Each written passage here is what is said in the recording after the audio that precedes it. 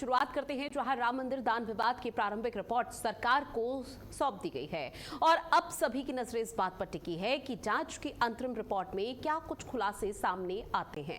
मुख्यमंत्री योगी आदित्यनाथ के निर्देश पर गठित 3 सदस्यीय एसआईटी ने अयोध्या में 6 दिनों तक डेरा डालकर जांच की है। 5 दर्जन से अधिक लोगों से पूछताछ की गई है। दान पेटियों से लेकर बैंक खातों तक के रिकॉर्ड खंगाले गए हैं और अब प्रारंभिक रिपोर्ट अपर मुख्य सचिव गृह एवं मुख्यमंत्री के प्रमुख सचिव संजय प्रसाद के समक्ष रख दी गई है। जांच को लेकर टीम की अगुवाई लखनऊ मंडल आयुक्त विजय विश्वास पंत कर रहे हैं, जबकि आईजी किरण एस और वित्त विभाग के विशेष सचिव नील रतन भी टीम का हिस्सा हैं। सबसे बड़ा सवाल अब ये उठ जाता है कि क्या जांच में चढ़ावे के प्रबंधन में किसी तरह की गड़बड़ी के संकेत मिले हैं, क्या किसी अधिकारी या कर्मचारी की जिम्मेदारी तय होगी और क्या ट्रस्ट की व्यवस्था पर बड़े बदलाव देखने को मिल सकते हैं। फिलहाल रिपोर्ट सील बंद है, लेकिन प्रारंभिक जांच सरकार तक पहुंचने के बाद भी इस पूरे मामले की सियासी और प्रशासनिक अहमियत और ज्यादा बढ़ गई है। तो क्या राम मंदिर दान विवाद में जल्द होगी अब बड़ी कार्रवाई और अंतिम जो रिपोर्ट है वो किन नामों पर गाज गिरा सकती है, इस पर हर किसी की नजरें टिकी हुई है। आज इसी मुद्दे को लेकर हम चर्चा करेंगे, क्योंकि आपको बता दें कि राम भक्तों से जुड़ा हुआ है। इस वक्त पूरे देश भर के जो राम भक्त हैं वो काफी मायूस नजर आ रहे हैं। उनके अंदर नाराजगी है कि जब हम यहाँ पर प्रभु श्री राम के दर्शन करने के लिए जाते हैं, उनका आशीर्वाद लेने के लिए जाते हैं, तो उस दौरान हम वहां पर चढ़ावा अपनी आस्था अपनी श्रद्धा के तहत चढ़ाते हैं, लेकिन उस दौरान हमें ये नहीं पता होता कि जो आस्था के और श्रद्धा के तहत हम चढ़ावा चढ़ा रहे हैं वो राम मंदिर निर्माण के लिए नहीं, बल्कि आने वाले समय में उसमें घोटाला या चोरी जैसे फर्जी मामले सामने आ जाएंगे, जिसको लेकर अब उनमें मायूसी और उन लोगों की तरफ से लगातार ये कहा जा रहा है कि आखिर इस पूरे मामले पर कार्रवाई कब होगी। जिन लोगों ने भगवान तक को नहीं छोड़ा, भगवान को छलने का प्रयास किया है, उन लोगों पर गाज कब गिरेगी। हालांकि एसआईटी इस पूरे मामले पर यहां पर गठित की गई थी। एसआईटी पूरे मामले की जांच पड़ताल कर रही है। एसआईटी की तरफ से यहां पर 7 दिन की जो भी प्रारंभिक रिपोर्ट रही, जो तहकीकात रही, जिसमें तमाम दिग्गजों के साथ पूछताछ का सिलसिला रहा, कई बड़े अधिकारी भी यहां पर नपते हुए नजर आए, उन सभी से पूछताछ में क्या कुछ खुलासा हुआ वो बकायदा इस रिपोर्ट में मेंशन किया गया और उसी के पहलू के आधार पर जो एसआईटी की प्राथमिकी जांच रिपोर्ट बनी है, उस रिपोर्ट को अब मुख्यमंत्री के गृह सचिव हैं उनको सौंप दी गई है। और अब संजय प्रसाद को जब रिपोर्ट सौंपी गई तो उसके बाद माना जा रहा है कि शायद कई बड़ा खुलासा हो सकता है। अभी चूंकि जो रिपोर्ट है वो एसआईटी की तरफ से जब सौंपी गई तब सील बंद थी, लेकिन सीएम योगी आदित्यनाथ के समक्ष भी जब ये टीम पहुंचती है और पूरी एक जानकारी इस पूरे मामले से जुड़ी हुई साझा की जाती है, तो उस दौरान किस तरह से चौंकाने वाला खुलासा होता है। क्योंकि इसमें 3 बड़े नाम हैं जो लगातार सामने आ रहे हैं, जिसमें गोपाल मिश्रा का नाम है, अनिल का नाम है, इसके साथ ही चंपत राय का नाम है। और ये 3 दिग्गजों के नाम आपने कोई पहली दफा नहीं सुने होंगे, इससे पहले भी कई दफा सुने होंगे, लेकिन उस दौरान सकारात्मक पहलू के तौर पर। लेकिन आज जो नामों पर चर्चा हो रही है ये बेहद जरूरी कि इन पर गाज कैसे गिरेगी। अब ग्राफिक्स के माध्यम से आपको बता रहे हैं कि चढ़ाव में जो घोटाला हुआ है, कई नामों को लेकर चर्चा है। राम जन्मभूमि के कर्मचारी नहीं है ये लोग, फिलहाल ये जानकारी सामने आई, फिर भी प्रभावशाली लोगों से इन लोगों का जुड़ाव हमेशा से रहा है। इसके साथ ही सूत्रों जो बताते हैं कुछ लोगों को इस दौरान फायदा मिला है, यहां तक कि ड्राइवर तक को फायदा पहुंचाया गया। और इसके साथ ही एसआईटी अब नए लोगों से भी पूछताछ कर सकती है। पूछताछ में कई चौंकाने वाले खुलासे और नाम सामने आ सकते हैं। दूसरे चरण को लेकर जांच की तैयारी फिलहाल तेज कर दी गई है, क्योंकि प्राथमिक रिपोर्ट सौंपी गई है। पहला चरण यहां संपन्न हुआ, लेकिन अब दूसरे चरण की शुरुआत की जा रही है। रामधाम एक बार फिर एसआईटी की टीम पहुंच सकती है, तमाम लोगों के साथ पूछताछ होगी। प्रारंभिक रिपोर्ट के बाद अब गहन जांच की तैयारी है। अब यानी सीधे तौर पर वार किया जाएगा। कई अहम पहलुओं को पड़ताल यहां पर की जा रही है। एसआईटी जांच के पहले चरण की जो प्रक्रिया संपन्न हुई है, दूसरे चरण पर यह जांच पहुंचा दी गई है और उम्मीद जताई जा रही है कि दूसरे चरण के मामलों को लेकर जांच के दायरे को जब आगे बढ़ाया जाएगा तो किसी तरह का कोई बड़ा खुलासा हो सकता है। और उसी चीज का इंतजार किया जा रहा है कि आखिर किस किस पर गाज गिरती हुई नजर आएगी, क्योंकि जो लाखों की संख्या में श्रद्धालु यहां पर पहुंचते थे, राम भक्त यहां पर पहुंचते थे दर्शन करने के लिए, उस दौरान उनके मन में भी एक वो भय वाली स्थिति है कि हम लोग जा तो रहे हैं, लेकिन वहां पर अगर किसी तरह का कोई घोटाला या किसी भी तरह की कुछ ऐसी संदिग्ध गतिविधि होती है तो आखिर उसका जिम्मेदार कौन होगा। अब ऐसे में खास पैनल हमारे साथ जुड़ा हुआ है, जिनसे आप सभी का तारुफ करा दें। हमारे साथ जुड़े हुए हैं तपोष पाल जी, जो कि बीजेपी के प्रवक्ता हैं। समाजवादी पार्टी से अपना पार्टी का परसेप्शन रखने के लिए विनय कुमार सिंह जी जुड़े हुए हैं और पंकज पांडे राजनीतिक विश्लेषक हमारे साथ जुड़ चुके हैं। तीनों का बहुत स्वागत करती हूँ भारत अपडेट में। शुरुआत तपोष पाल जी में आप ही के साथ। एक तरफ आप लोगों की तरफ से सर खूब यहाँ पर ढिंडोरा पीटा गया और प्रभु श्री राम के नाम को लेकर लेकर, प्रभु श्री राम और राम भक्तों को लेकर समाजवादी पार्टी या विपक्षी पार्टी जब राम मंदिर जाने की योजना बनाती थी तब भी इस पूरे मामले को लेकर सियासत की गई। जीरो टॉलरेंस की नीति की बात आप लोग करते हैं, लेकिन आज उसी जीरो टॉलरेंस की नीति के तहत इतना बड़ा घोटाला हो रहा है, इतना बड़ा चोरी जो चढ़ावा है वो चोरी हो गया। कैसे अब एसआईटी की टीम भले ही यहाँ पर कार्रवाई कर रही है, आगे आप लोग जो भी कार्रवाई करेंगे वो अच्छी बात है, लेकिन हो कैसे गए ये सवाल सबके मन में है। जी, सबसे पहले तो श्यामा प्रसाद मुखर्जी जी के बलिदान दिवस में उनको विनम्र श्रद्धांजलि। और आज ज्येष्ठ माह के अंतिम बड़े मंगलवार है, उसकी भी बहुत बहुत शुभकामनाएं। और लखनऊ अग्निकांड में जान गंवाने वाले मासूम छात्र छात्राओं को विनम्र श्रद्धांजलि। ईश्वर दिवंगत आत्माओं को शांति प्रदान करे। देखिए, जो गोपनीय रिपोर्ट है वो एक रिपोर्ट 7 दिन में आने वाली थी और दूसरी रिपोर्ट 15 दिन में आने वाली है, जो कि विस्तृत रिपोर्ट रहेगी। तो 7 दिन में जो आने वाली रिपोर्ट है उसको आज प्रारंभिक रिपोर्ट जो है वो गृह विभाग को सौंप दिया गया है और फिलहाल इसको गोपनीय रखा गया है। विस्तृत जांच अभी जारी है। अगर सरकार इसको सार्वजनिक करती है तो उस पर बहुत अच्छी बात है, उस पर फिर हमें भी क्लैरिटी मिलेगी उसमें।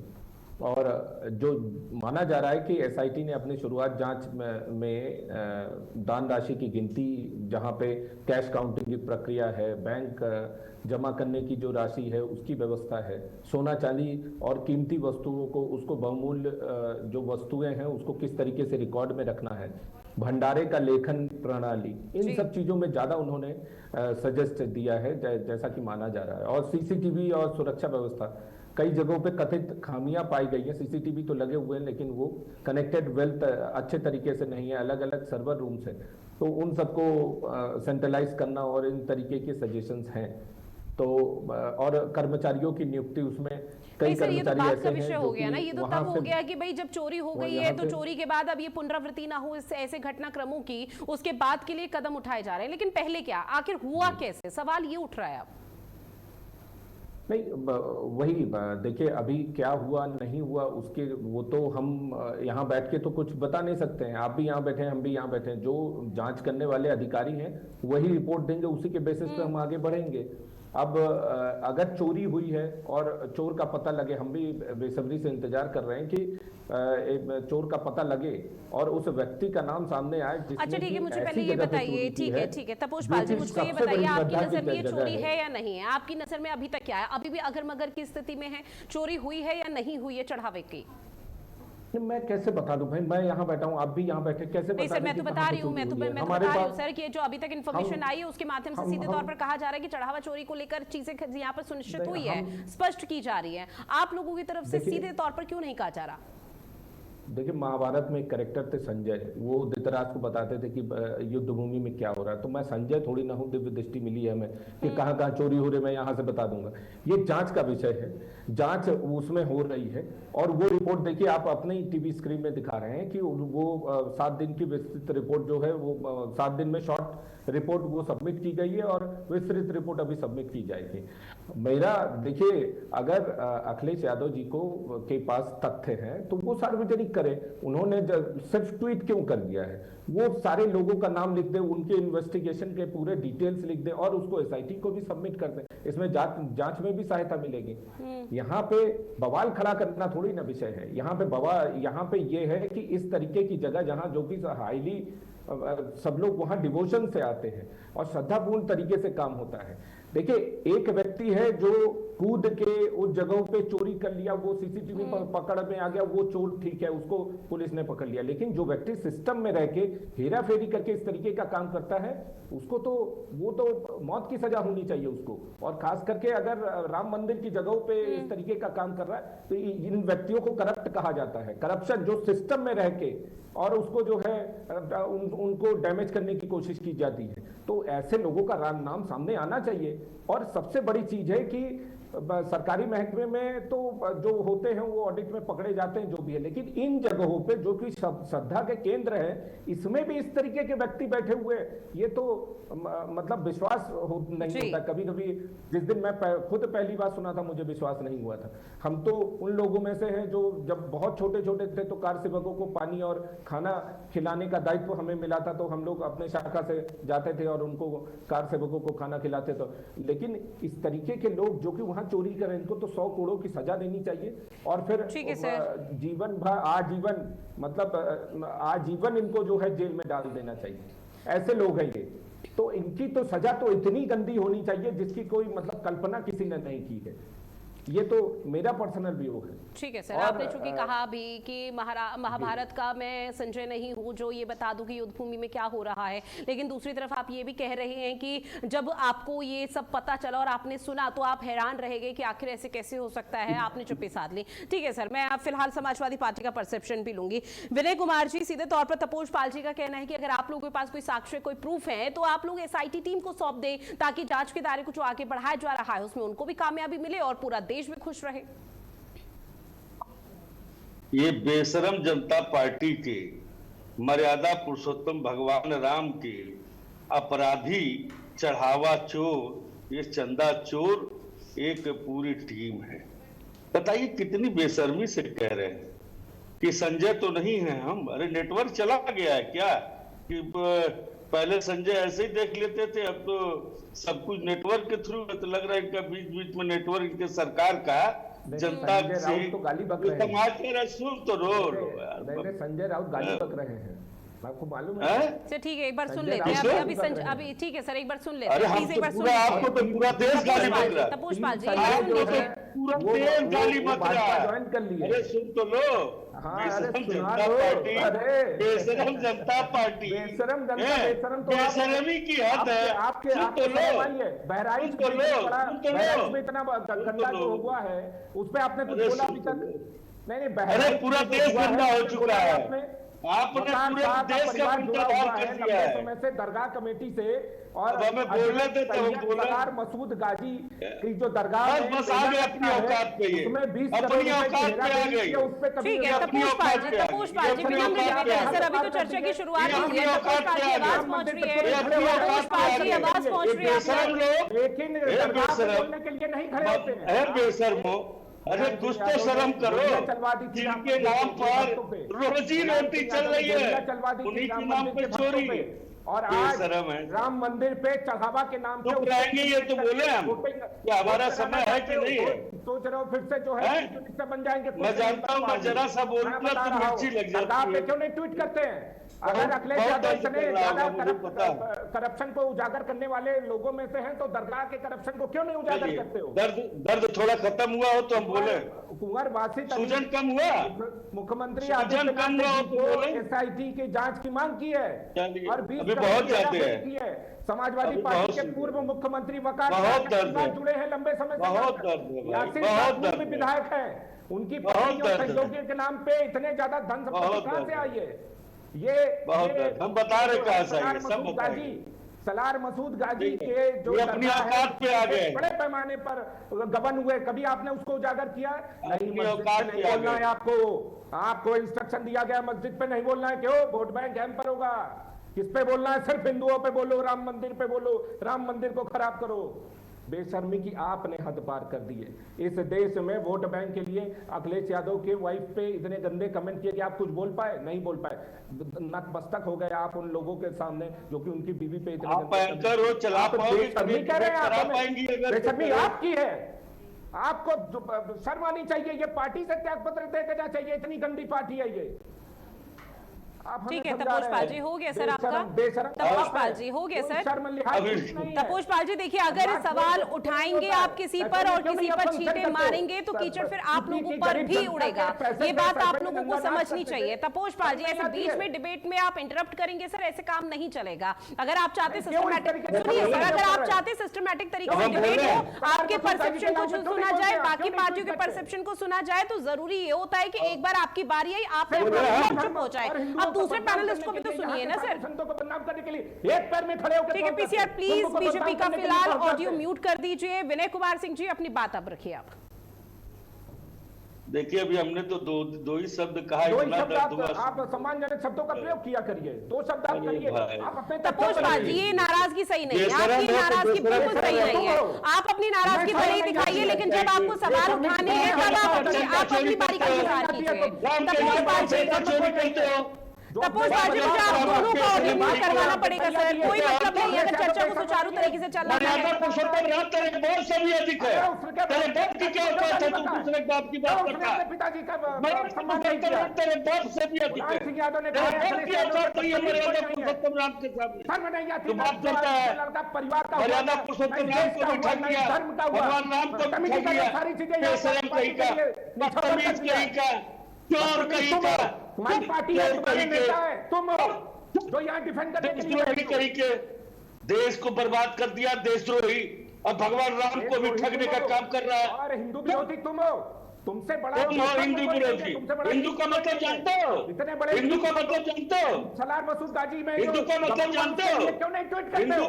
हिंदू की परिभाषा जानते हो?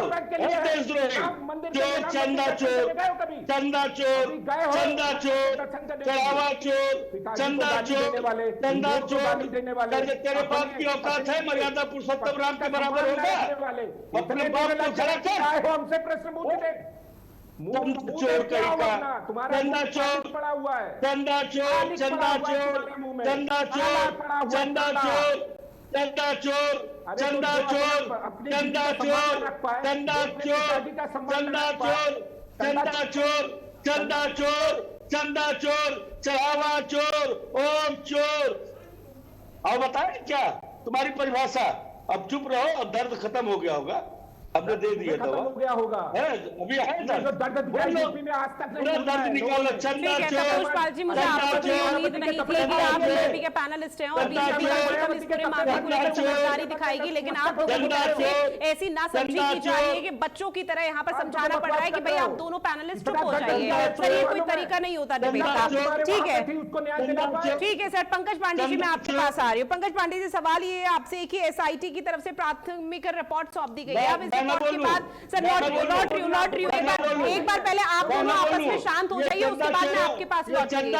नहीं रुकिए सर, एक ही बात को एक ही चीज को आग लापेंगे, कोई मतलब नहीं है, कोई सेंस नहीं हो जाता उस डिबेट का। आप दोनों पहले अपने आप को दरगाह में चंदा चोरी नहीं हुआ, चंदा चोर, चंदा चोर, चंदा चोर, चंदा चोर, चंदा चोर, चंदा चोर, चंदा चोर। ठीक है पंकज पांडे जी, आपके पास बीजेपी और समाजवादी पार्टी के इस बहस को तू मैं को थोड़ा साइड रख के अगर समझने की कोशिश करें, एसआईटी की तरफ से यहाँ पर प्राथमिक रिपोर्ट सौंप दी गई है सर, 14 लोगों के नाम इसमें सामने आ रहे हैं, क्या लग रहा है कि एक नजीर पेश की जाने वाली कार्रवाई होगी इस पूरे मामले पर? मेरी बात विनय कुमार सिंह जी, विनम्र निवेदन है सर, विनम्र निवेदन, बस 5 मिनट में आपके पास आ रही हूँ। मैं क्या कर रहा हूँ? नहीं क्या कर रहा हूँ सर, आप कुछ नहीं करें, लेकिन जैसे ही आप बोलेंगे सीधा बीजेपी।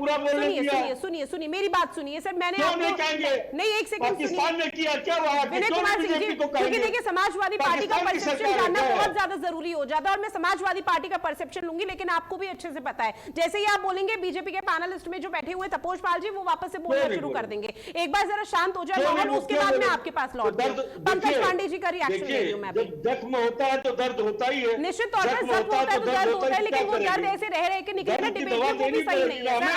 आप भली बात ही जानते हैं, तो दर्द होगा। अब बीजेपी नहीं सुन रही तो मैं समाजवादी पार्टी से सिर्फ रिक्वेस्ट कर सकती हूँ, आप सीनियर पैनलिस्ट है सर। बीजेपी ठीक है सर, अब डिबेट को आगे बढ़ाने दें सर, डिबेट को आगे बढ़ने दें। संगठन और बेशरम जनता पार्टी, चंदा चोर, चोर, पार्टी तोड़, देश के संसाधनों का चोर, देशद्रोही, ये क्या है? ये सब तो तमगे तुम्हारे ऊपर लगे हैं गुरु। कहाँ जाओगे? जनता तुम्हें ढूंढ रही है, आओ सड़कों पर।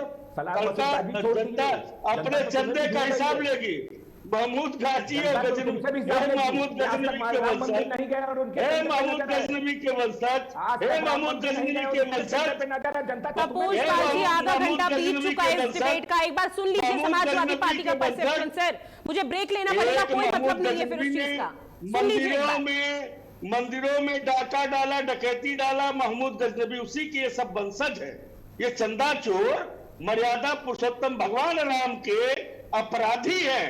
इनको अभी दंड मिला है अयोध्या हरा करके, अयोध्या हर करके मर्यादा पुरुषोत्तम राम ने दंड दिया है। अयोध्या हारे हो न चंदा चोर, अभी तो पूरा प्रदेश हारोगे। चंदा चोरों, अभी 2024 हारे हो ना, चंदा चोर, 27 में चंदा चोर, अभी चंदा चोरों, अभी 2024 हारे हो, अयोध्या हारे हो, चित्रकूट हारे हो, अब कैसे भगवान के डंडे को समझ पाओगे?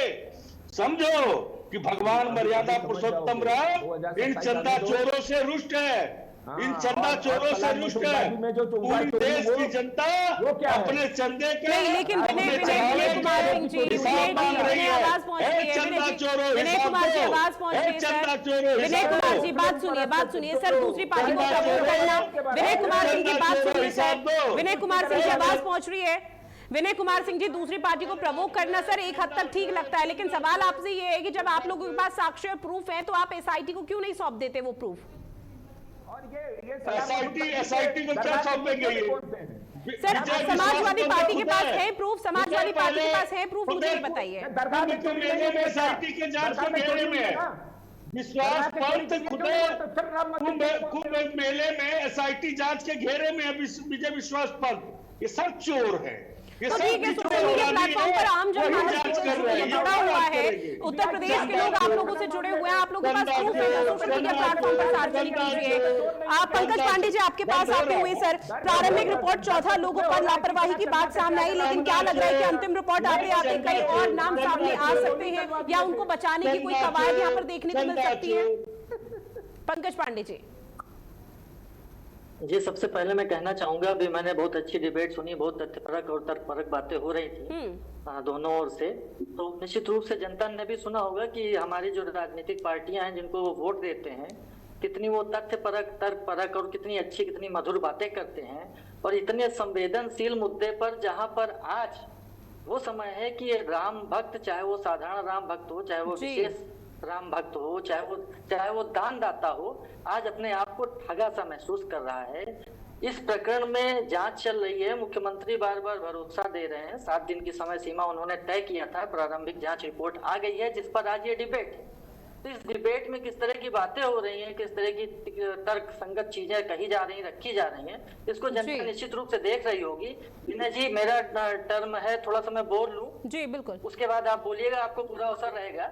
तो सबसे पहले मैं एक बात कहना चाहता हूं कि मनुज धनुज छोड़े नहीं छोड़े देव निवास, और दुर्जन को अवसर मिले कर देते हैं घात। तो देखिए, समाज में दुर्जन हर जगह है, और निश्चित रूप से राम मंदिर की व्यवस्था में जो लोग लगे थे, जिन लोगों ने ये काम किया है, वो निश्चित रूप से कफन घसोट वाले लोग हैं, जो कफन की भी चोरी कर लेते हैं। हमारे समाज में ऐसे भी लोग हैं कि जब शव जाते हैं तो उनके कफन चुरा लेते हैं, उनकी हड्डियां बेच लेते हैं।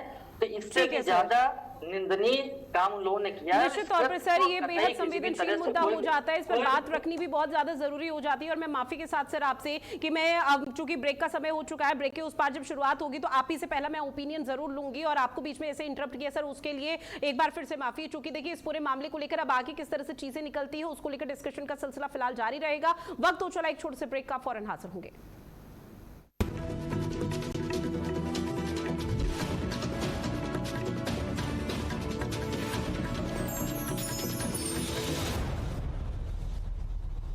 जब हर मुद्दे को ब्लैक एंड व्हाइट बताया जाएगा, तब सच के बाकी रंग कौन दिखाएगा? जल्द आ रहा है सिर्फ भारत अपडेट पर।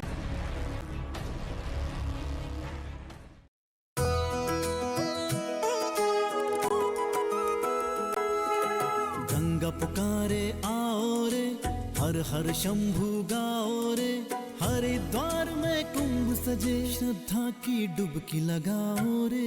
हर हर गंगे गंगे हर हर गंगे, भस्म रमाए साधु चल रहे, गूंजे शिव के नाम। गंगा किनारे दिव्य अलौकिक ओजस पूरा धाम, युगों युगों का पर्व ये पावन मिलकर सभी मनाओ रे। हरिद्वार में कुंभ सजे, श्रद्धा की डुबकी लगाओ रे। हर हर गंगे गंगे हर हर गंगे। 14 जनवरी 2027 से हरिद्वार में सजेगा आस्था, अध्यात्म और सनातन चेतना का विराट संगम। आइए इस दिव्य महापर्व के साक्षी बने। समाचार जगत में सफलता सिर्फ खबरों से नहीं बल्कि मजबूत संचालन और दूरदर्शी नेतृत्व से बनती है। दामिनी महौर, भारत अपडेट की डायरेक्टर न्यूज ऑपरेशंस, जो हर दिन चैनल की रफ्तार को नई दिशा देती हैं। न्यूज ऑपरेशंस की हर बारीकी पर उनकी गहरी पकड़ और निर्णयों में उनकी सटीकता भारत अपडेट को विश्वसनीयता की नई ऊंचाइयों तक ले जा रही हैं। समन्वय, अनुशासन और नेतृत्व, इन तीनों का अद्भुत संगम है दामिनी महौर। उनकी कार्यशैली सिर्फ प्रबंधन नहीं बल्कि पूरी टीम के लिए प्रेरणा है। आज भारत अपडेट की सफलता में उनकी मेहनत, दूरदृष्टि और समर्पण की मजबूत छाप है। दामिनी महौर एक ऐसा नेतृत्व जो खबरों को सिर्फ संचालित नहीं बल्कि उन्हें प्रभावशाली पहचान देता है।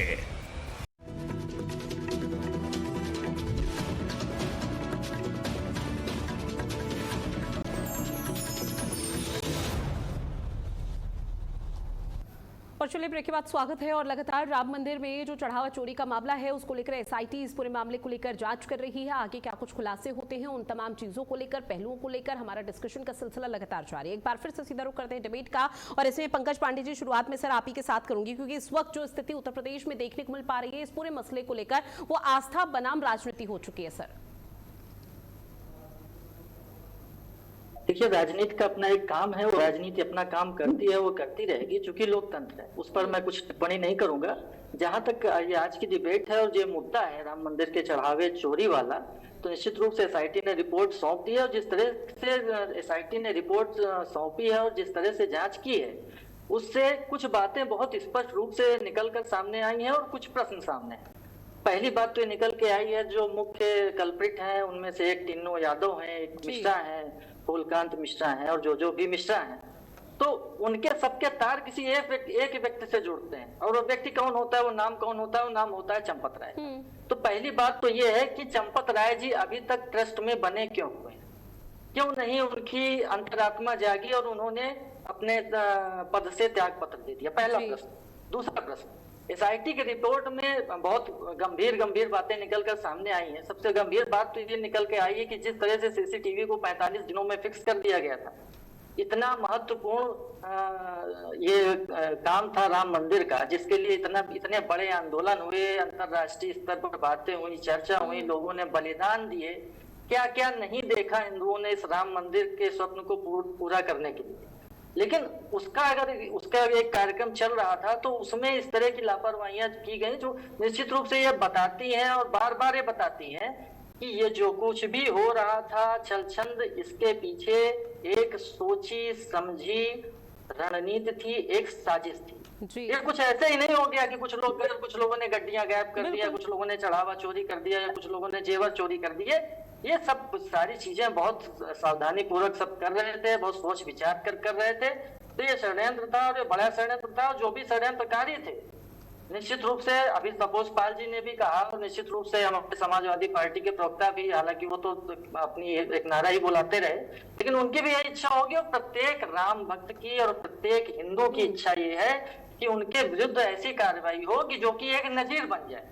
क्योंकि इससे चोरी तो देखिए, चोरी एक छोटा अपराध माना जाता है, बहुत बड़ा अपराध नहीं माना जाता है समाज में, लेकिन यहाँ पर जो चोरी हुई है ये हमारी आस्था और विश्वास के साथ छल किया गया है।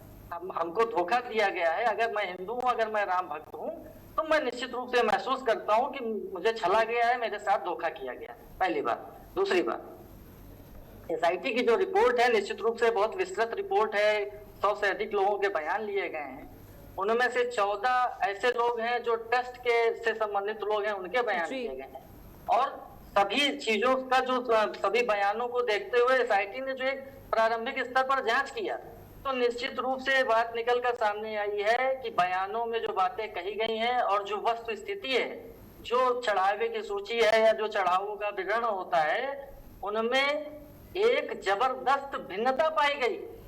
और इतना ही पर्याप्त होता है कि आगे की कार्रवाई हो, एफआईआर दर्ज हो और प्रारंभिक स्तर। अब एसआईटी ने तो अपना वर्डिक्ट दे ही दिया, अब एफआईआर क्यों नहीं, ये मेरा दूसरा प्रश्न है। और एसआईटी ठीक है, एसआईटी ने प्रारंभिक जांच कर लिया, एसआईटी आगे भी जांच करती रहेगी, अपनी रिपोर्ट देती रहेगी।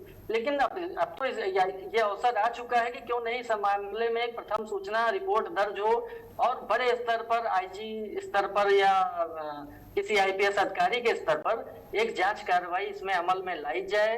एक खुली जांच हो, एसआईटी भी जांच अपनी करती रहे, वो भी सहयोग करे जांच को। लेकिन अब निष्पक्षता दिखाने का समय आ चुका है। अब ये जनता को दिखना भी चाहिए कि हम इस प्रकरण में जितना संवेदनशील मुद्दा है उतना ही हम गंभीर हैं, और निश्चित रूप से चीज को इस तरह से आगे बढ़ना चाहिए। और राम मंदिर ट्रस्ट में निश्चित रूप से मूलभूत तौर पर परिवर्तन अब तक हो जाना चाहिए था। लेकिन अब एक बात यहाँ पर ये आती है कि अभी प्रारंभिक जांच रिपोर्ट एसआईटी की आई है। मैं चाहूँ तो आपको एक चीज मैं आपके ही द्वारा मैं पूछूं, क्योंकि ये तो बताएंगे नहीं। आपने जो बात कहा उससे मैं 80% सहमत हूँ, 80% सहमत हूँ। लेकिन थोड़ा सा एक दिक्कत यह है कि 4 एप्लीकेशन पड़े हुए थाने में, एसआईटी जांच शुरू हो गई, कोई एफआईआर लॉन्च नहीं हुआ, पहली चीज। दूसरी चीज, ये जो एसआईटी का जांच कर रहे हैं विजय विश्वास पंत, ये भी कुंभ के मेले में जो एसआईटी जांच बैठी हुई है उसके घेरे में है। तीसरी चीज, ये जो चंपत राय जी हैं जो बड़े बड़े अधिकारी हैं, पहले तो इनको उस पद से, देखिए छोटा मामला नहीं, आपने कहा ना, करोड़ों करोड़ों लोगों के बलिदान और आस्था का वो केंद्र है। ऐसे लोगों को पहले उनके पद से हटा देना चाहिए, उसके बाद जांच शुरू होनी चाहिए थी, तब उसमें निष्पक्षता आती। चौथी चीज, एक सुप्रीम कोर्ट के अगर रिटायर्ड जज को रख लिया जाता उस जांच के अंदर तो क्या बुरा होता। क्या चाहते हैं आप? क्या माननीय मुख्यमंत्री जी कहीं न कहीं थोड़ा बैकफुट पे हैं केंद्र के, क्योंकि जितने लोग इस कमेटी में हैं सब केंद्र के। अब आप जानते हैं सब कुछ, बाकी इन चोरों से क्या कहना है, बोलिए। विनय जी, आप मेरी बात से 80% लगभग सहमत हो गए हैं। हो सकता है मैं बात पूरी कर लेता तो ये परसेंटेज और बढ़ जाता, 85-90 हो जाता। अब मैं अपनी बात कंप्लीट कर लेता हूँ। देखिए, जांच हो रही है और जांच इस तरह से आगे चल रही है, जिस तरह से विस्तृत जांच रिपोर्ट एसआईटी ने सौंपी है, लगभग 150 पन्ने की है, और जिस तरह से 100 से अधिक लोगों के बयान लिए। एक बात बहुत स्पष्ट रूप से हाईलाइटेड है कि एसआईटी ने अपनी जांच रिपोर्ट में जिन लोगों के नाम सामने आए हैं, किसी को भी क्लीन चिट नहीं दिया है। ये नहीं कहा है कि इस व्यक्ति का इस मामले में कोई दोष नहीं है। तो निश्चित रूप से एसआईटी की एक दूसरी जांच रिपोर्ट 15 दिन में आनी है, वो आती रहे। लेकिन अब ये समय ऐसा है कि प्रारंभिक स्तर पर तो चीजें तय होती हुई दिखाई पड़ रही हैं। तो विनय जी की ये बात निश्चित रूप से मैं इसको आगे बढ़ाऊंगा कि एक एफआईआर इसमें दर्ज होनी चाहिए, पहली बात। दूसरी बात, जो भी ट्रस्ट के पदाधिकारी हैं, जो भी संदिग्ध हैं, जिनको संदिग्ध पाया जा रहा है, उनको तुरंत तत्काल प्रभाव से ट्रस्ट से उनको इस्तीफा अब तक दे देना चाहिए था। एक नजीर बनती कि भाई जैसे ही कोई संदेह आया, उंगली उठी तो पद छोड़ दिया, लेकिन पद नहीं छोड़ा है तो उनको हटा दिया जाना चाहिए। और राम मंदिर ट्रस्ट में आमूल चूल परिवर्तन किए जाने की आवश्यकता है। और जहां तक जिस तरह से मैं इस मामले को देख रहा हूं, जिस तरह से भारतीय जनता पार्टी भी गंभीरता से इसको देख रही है और समाजवादी पार्टी भी गंभीरता से इसको उठा रही है, तो निश्चित रूप से चीजें सब सामने निकल कर आएंगी। और योगी जी ने कल भी कहा, ये लखनऊ वाली जो दुखद घटना हुई उसके पहले वो कहीं पर सभा कर रहे थे, उस सभा में भी उन्होंने कहा कि बहुत जल्दी दूध का पानी किया जाएगा। तो निश्चित रूप से बहुत गंभीरता से चीजें आगे चल रही हैं। जांच रिपोर्ट जो है योगी जी के पास पहुंच चुकी है, उनकी टीम निश्चित रूप से अध्ययन करेगी और बताएगी कि क्या चीजें हैं, क्या चीजें सामने से निकल कर आई है, वो स्वयं भी देखेंगे। तो मेरी तो मांग है, जो मेरी मांग है, मैं ऐसा मानता हूँ कि देश के करोड़ों करोड़ राम भक्तों की भी मांग है कि अब इस मामले में जल्दी से जल्दी एक प्रथम सूचना रिपोर्ट पंजीकृत हो जानी चाहिए, ताकि ये जो जिन लोगों ने ये कृत्य किया है उनके विरुद्ध कानूनी कार्रवाई सुचारू रूप से आगे चल सके और आगे बढ़ सके।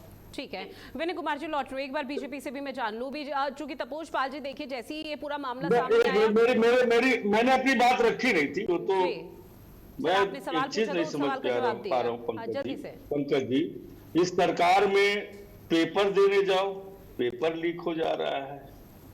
अगर चढ़ावा चढ़ाने जाओ तो चंदा चोरी हो जा रहा है, और कोचिंग में पढ़ने जाओ तो वहां के सिस्टम की नाकामी से कोचिंगे जल जा रहा है, बच्चे मर जा रहे हैं। इस देश में चल क्या रहा है? यह सरकार कर क्या रही है? सरकार मैं समझता हूं कि गंभीर नहीं है। ये सरकार केवल हिंदू मुस्लिम के नाम पर सरकार इन्होंने चलाया इतने साल तक। कोई कार्य, कोई विजन कुछ भी नहीं रहा है जिसको हम स्पष्टता से बता सकते हो। ठीक है, इसी का जवाब तपोष पाल जी देंगे। तपोष पाल जी आप दीजिए। कि जो साथी प्रवक्ता पंकज जी कह रहे थे एफआईआर के लिए, तो एफआईआर नामजद होगा और पहले वो नाम सामने आ जाए, उसके बाद हम भी वेट कर रहे हैं। Eagerly we are also waiting for this कि वो नीच व्यक्ति है कौन जो इस तरीके की जगहों पे इस तरीके का काम कर रहा है। वो अपना लोभ यहाँ जिसने सिस्टम को बनाया है, देखिए फिर वो नीच वो है जिसने सिस्टम को बनाया है, जिसके लिए गुर्गे हैं। देखिए विनय, आप जानते कौन नीच है?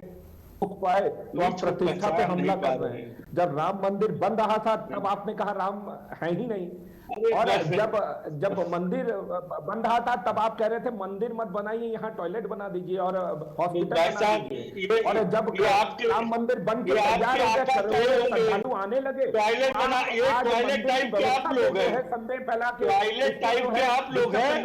ये टॉयलेट की मांग आपने की होगी कि आपको सिस्टम ने किया होगा। अब उसकी प्रतिष्ठा को निशाना है आप लोग। तो आपकी पार्टी एक झूठ की पाठशाला है, वहां से स्क्रिप्ट मिलता है ले जाओ और एक झूठ की पाठशाला के हुई है।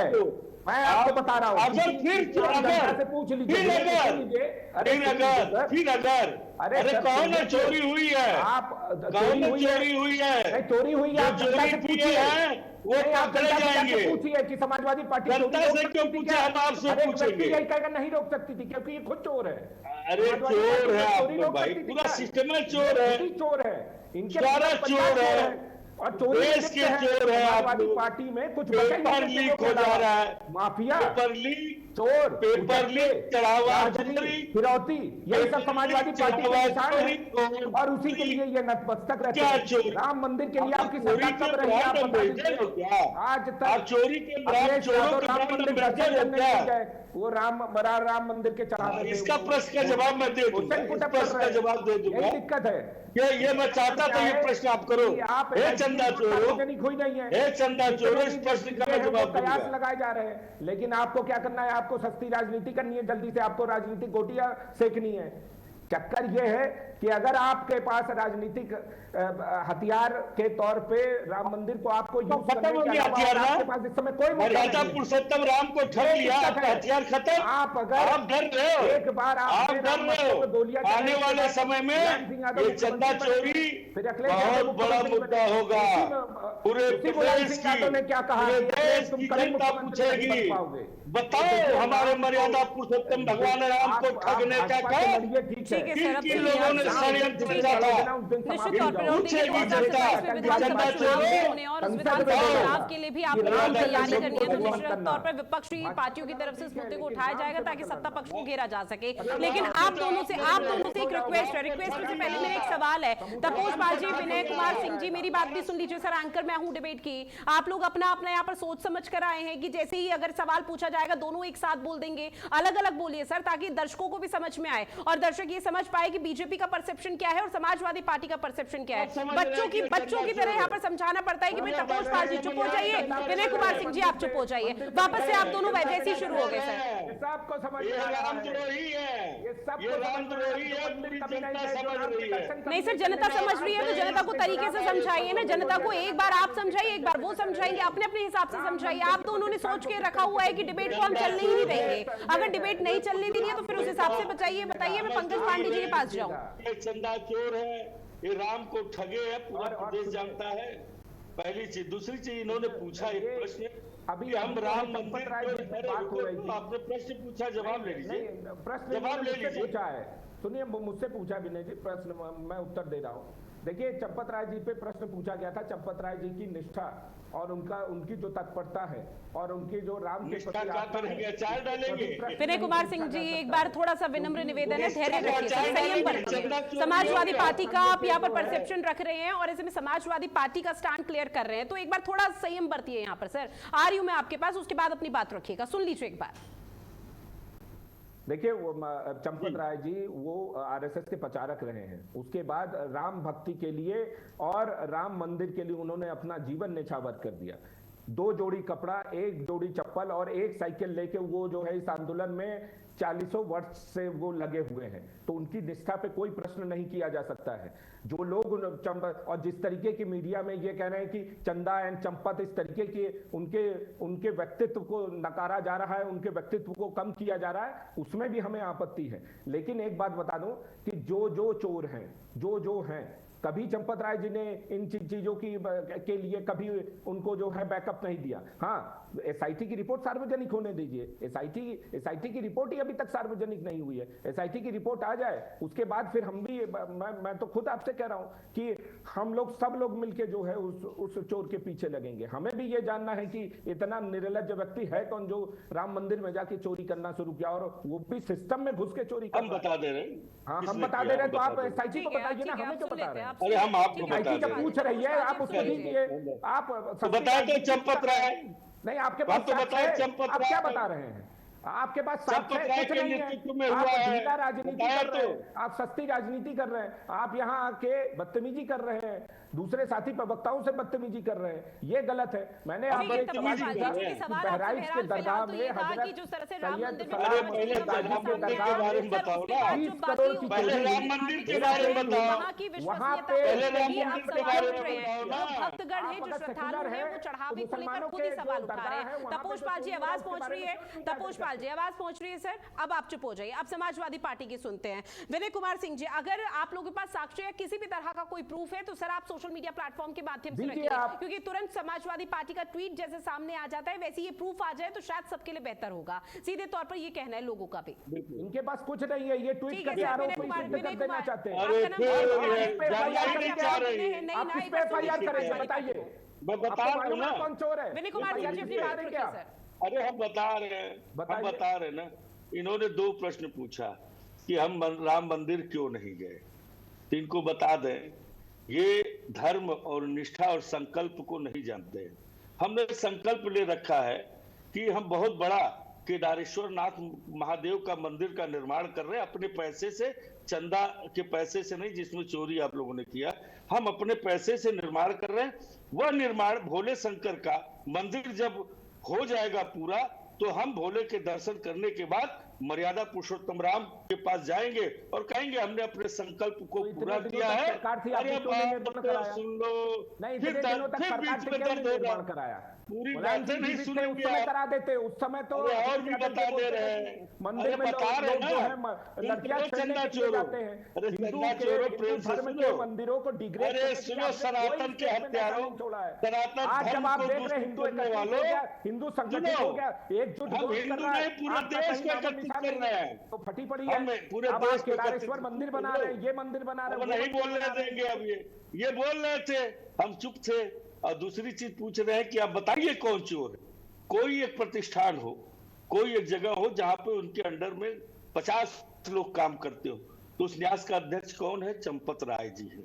उनके अंडर में सारे लोग काम कर रहे थे, चोरी चल रही थी, और प्रतिष्ठान और मंदिर के ट्रस्ट के न्यास के अध्यक्ष को पता ही नहीं है कि अंदर नीचे क्या हो रहा था। ऐसे व्यक्ति को रहना ही क्यों चाहिए? रही बात निष्ठा की, इन्होंने कहा 1 जोड़ी कपड़े में, 1 साइकिल में, ये होता रेकी। उन्होंने निष्ठा दिखा करके विश्वास जीता।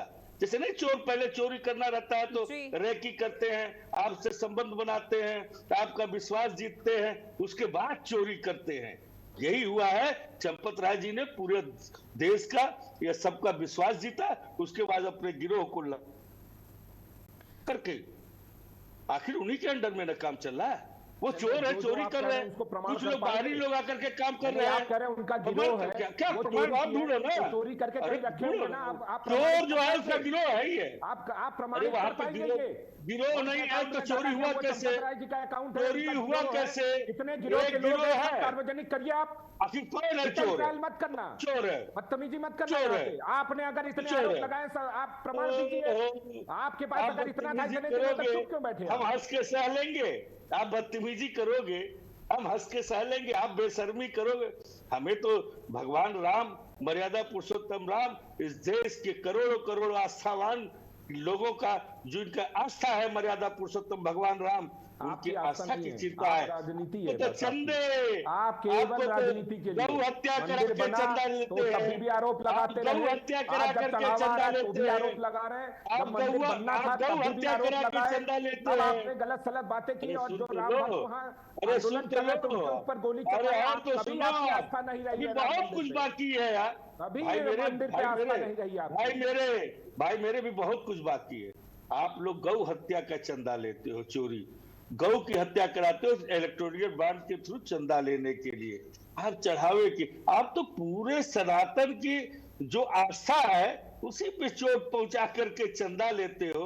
आप तो चंदे वाले लोग हो, आप देश के लिए नहीं हो, देश के एसेट्स बेच देते हो, आपकी पार्टी देश के साथ समझौता कर लेते हो, देश के साथ समझौता कर लेते हो, जाते हो बिरयानी खाने, आप जाते हो बिरयानी खाने, आप जाते हो बिरयानी, बात तो सुनो, चंदा चोरो सुनो, चंदा चोरो सुनो, चंदा चोरो मेरी बात सुनो, चंदा चोरो मेरी बात सुनो, चंदा चोरो मेरी बात सुनो, चंदा चोरो मेरी बात सुनो। अभी बहुत सारी बातें बाकी है, अभी बहुत कुछ बाकी है। चंदा चोरो सुनो हमारी बात, चंदा चोरो अभी बहुत कुछ बाकी है। मर्यादा पुरुषोत्तम भगवान राम के अपराधियों सुनो, वो भगवान राम के नाम सुनो, चंदा चोरो मेरी बात सुनो, ध्यान से सुनो, उनको ये बताया जाएगा कि बीजेपी जो ईमानदारी का झंडा लेकर चलती है वो किस तरह से चीजें यहाँ पर सामने संगत जो भी कार्य होता है हम वो करने से पीछे नहीं हटते। ठीक है, विनय कुमार सिंह जी, पंकज पांडे जी को सुन लीजिए सर। ठीक है, तपोष पाल जी सुन लीजिए सर। पंकज पांडे जी आप अपनी बात रखिएगा। सबसे पहले मैं एसआईटी रिपोर्ट पर कहना चाहूंगा। देखिए, जहां तक दोनों पक्ष अभी आपस में वाद विवाद कर रहे थे, एसआईटी ने जो अपनी रिपोर्ट दिया है, जो बातें निकल के सामने आ रही हैं, इस घटनाक्रम से जुड़े हुए किसी भी जिम्मेदार व्यक्ति को एसआईटी ने क्लीन चिट नहीं दिया है, पहली बात। और इस घटनाक्रम से जुड़े एक प्रमुख व्यक्ति चंपत राय जी भी होते हैं। अब ये बात अलग है कि एसआईटी की अभी दूसरी जांच रिपोर्ट भी आनी है, वो 15 दिन बाद आएगी। उसके बाद ये तय हो जाएगा कि प्रमुख रूप से चंदा चोरी किन किन व्यक्तियों ने किया। जैसा कि अभी तपोष पाल जी कह रहे थे, मैंने कहा एफआईआर होना चाहिए, तो उन्होंने कहा कि अभी एक और जांच रिपोर्ट आनी है, उससे पहले ये तो स्पष्ट हो जाए कि कौन कौन जिम्मेदार लोग हैं, तो उसके बाद फिर एफआईआर दर्ज होने की स्थिति बनेगी। तो ठीक है, ये बात सही है। और एक एफआईआर हो भी जाती तब भी कोई समस्या नहीं। पहले ही एफआईआर एसआईटी जांच नहीं होती क्या करेंगे आप? फर्स्ट इंफॉर्मेशन रिपोर्ट आप एप्लीकेशन दिया गया है, हुआ है। अरे भाई किस नामजद आप एफआईआर? अरे गजब है। क्या चोर विनय जी, चोर कौन आपके साथ समस्या ये है कि आप 80% सहमत होते ही बोलना शुरू कर देते हैं। अगर आप थोड़ा वेट करें तो 90% आप सहमत हो जाएंगे। थोड़ा सा दाएं भाग जाते हैं ना, थोड़ा दाएं बाएं भाग जाते हैं। जो 20% बचा हुआ है उसको सहमति के लिए आपको सुनना पड़ेगा पंकज पांडे जी को। ठीक है विनय कुमार सिंह जी। पंकज जी, समस्या ये है कि आपने मेरे पास कुछ लिख के भिजवाया नहीं विनय जी। अगर आप लिख के भिजवा देते तो मैं वही पढ़ देता आपकी तरफ से, मैं भी चंदा चोर बोलने लगता, आप प्रसन्न हो जाते और आपके जो आगे के लोग हैं, मालिक लोग हैं, अब न बोलिए। लेकिन मैं अपनी बात पर आ जाता हूँ। तो मैं ये कह रहा था कि जैसा कि तपोष पाल जी ने कहा कि भाई 15 दिन बाद जांच रिपोर्ट जब कंप्लीटली आ जाएगी और ये स्पष्ट हो जाएगा कि किन किन लोगों के नाम स्पष्ट रूप से चंदा चोरी में शामिल थे, तब एफआईआर दर्ज होने की स्थिति बनेगी, तब दर्ज हो जाएगी। इस पर मैं ये कहना चाह रहा हूँ कि देखिए, एफआईआर तो दर्ज हो ही सकती थी, एसआईटी अपना काम करती रहती है, एफआईआर अपना काम करती रहती है, और दोनों टीमें मिलके आपस में, और ऐसा हुआ, ऐसा भी नहीं कि इस तरह की चीज होती नहीं है कि पुलिस भी अपनी जांच करे, एसआईटी भी अपनी जांच करे और दोनों लोग मिलकर एक दूसरे का सहयोग करें और चीजें आगे बढ़े। है, प्रारंभिक जांच रिपोर्ट आ गई है और निश्चित रूप से स्पष्ट रूप से कुछ लोगों के नाम सामने आ गए हैं तो मिनिमम इन लोगों का नाम लिखते हुए तो एक FIR हो ही सकती है, बाकी लोग तो अज्ञात में होते ही है, उनके आगे की जांच में उनकी चीजें निकल कर सामने आ जाएगी। तो मेरी पहली बात तो यह है कि इस प्रकरण में अब वो स्थिति बन गई है कि प्रथम सूचना रिपोर्ट पंजीकृत हो सकती है, पहली बात। दूसरी बात, जहां तक इसके जिम्मेदार लोगों की बात है, तो SIT की रिपोर्ट से जो निकल कर चीजें सामने आ रही हैं, निश्चित रूप से SIT ने स्पष्ट रूप से कहा है कि पहली बात जो उनको तय करना था वो उन्होंने ये तय कर दिया है कि यहाँ पर गड़बड़ी थी, यहाँ पर चंदे की चोरी हुई, चंदे का गबन किया गया, चाहे वो नगद धनराशि रही हो, चाहे वो लोग जो देते हैं, सामान देते हैं, जेवर देते हैं, आभूषण देते हैं, चाहे उनका गबन किया गया हो, यहाँ पर गबन दान का गबन हुआ है, ये बात स्पष्ट रूप से निकलकर सामने आई। तो जब निकलकर सामने आई है तो FIR का मामला तो बन ही जाता है, एक बात। दूसरी बात, जिन लोगों के नाम निकलकर सामने आए हैं या ट्रस्ट के जितने भी लोग हैं, जिन लोगों की जवाबदेही होती है, जिम्मेदारी होती है, SIT ने ये बात भी निकलकर सामने आ रही है कि उन्होंने उनके अयोध्या छोड़ने पर रोक लगा दी है कि वो लोग अयोध्या छोड़कर तब तक आगे नहीं जाएंगे जब तक जांच की अंतिम रिपोर्ट सामने नहीं आ जाती 15 दिनों बाद। तो निश्चित रूप से मामला बहुत गंभीर हो जाता है। और SIT की जांच में एक बात मैं ये भी स्पष्ट कर देता हूँ कि अगर SIT इस तरह से जांच कर रही है और इस तरह की वर्डिक्ट देती है, बिल्कुल देखिए, अभी फिलहाल संजय प्रसाद के समक्ष रिपोर्ट रखी गई है SIT की तरफ से, लेकिन जब CM योगी आदित्यनाथ फाइल खोलेंगे तब कौन कौन बड़ा अधिकारी इस पूरे मामले पर नपता है या उन पर गाज करती है, वो देखना बेहद महत्वपूर्ण रहेगा। बहरहाल समय की कमी, आप सभी मेहमान हमारे साथ जुड़े, इस महत्वपूर्ण विषय पर चर्चा की है, उसके लिए आप सभी का बहुत शुक्रिया। और खास पेशकश में इतना ही। देश और दुनिया की बड़ी खबरों के लिए आप बने रहिएगा भारत अपडेट के साथ। नमस्कार।